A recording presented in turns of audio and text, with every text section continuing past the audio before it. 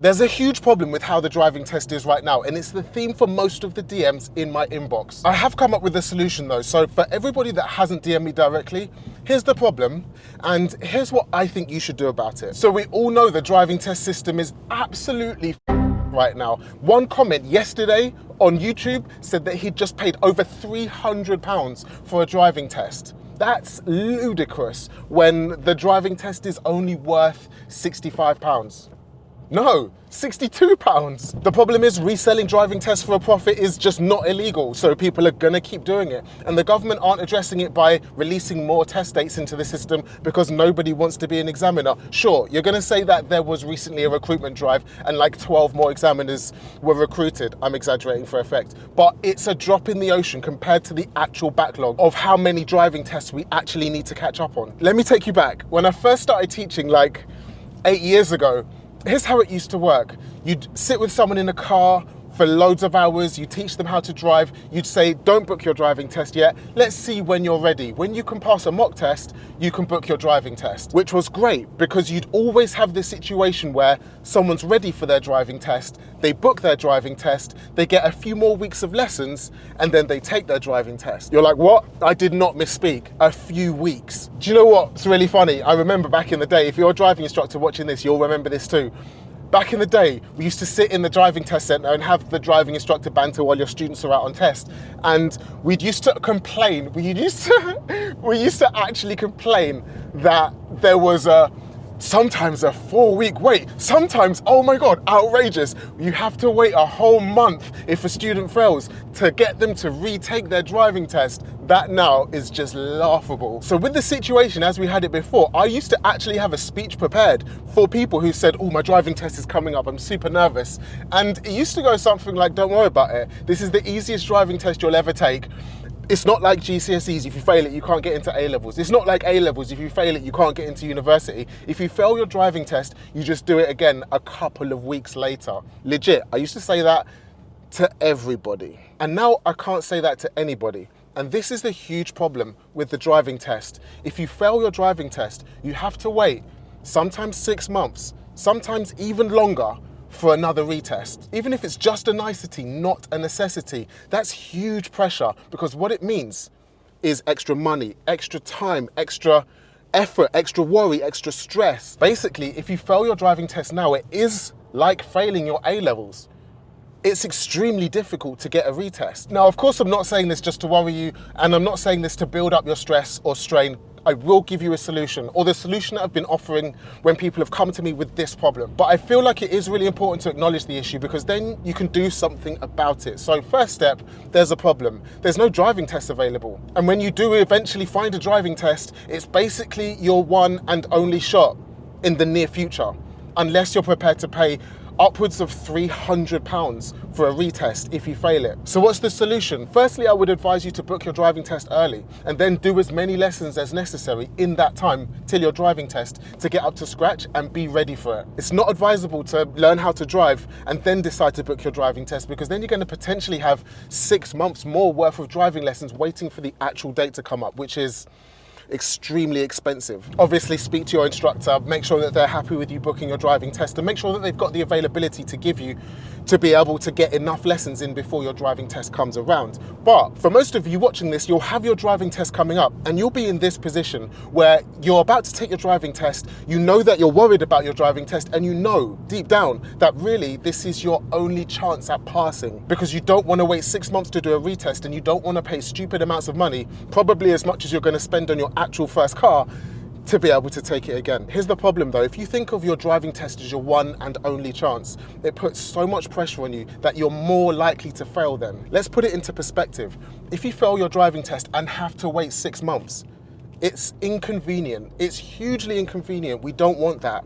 But in the grand scheme of your life and in the grand scheme of the years you've got driving in future, is it really so much of a big deal?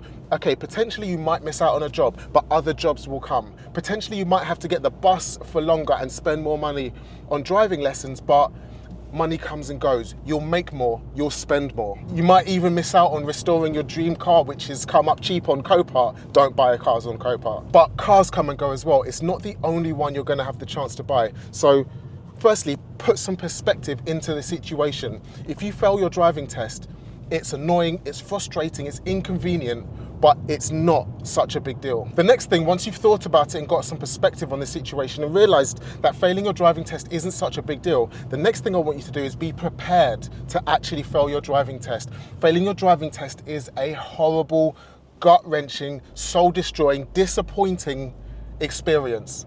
I've been through it a lot of times with learners, and it's one of the worst feelings that you'll probably ever experience in your life. Being prepared for that is key. You're like, what? This is sounding horrible and awful right now, but actually hear me out. If you're prepared for the situation that you might face, I always say, be prepared for your driving test. Have a look inside the driving test center, understand how the test works, do mock tests, because then if you're prepared for it, it's not a shock and it's not a surprise. Same with the feeling of failing your driving test, because if you can be prepared for it, you can normalize it, you can come to terms with it, and if it happens, if the worst comes to the worst, you're not going to be so affected by it. And then also, you might potentially not be so scared of it. The fear of failing your driving test is what makes people fail their driving test. If you put the most pressure on yourself to pass your driving test first time because there's no other driving test available and you don't have £300 for a retest, then you're putting so much pressure on yourself that you're then more likely to fail. If you come to terms with yourself failing a driving test,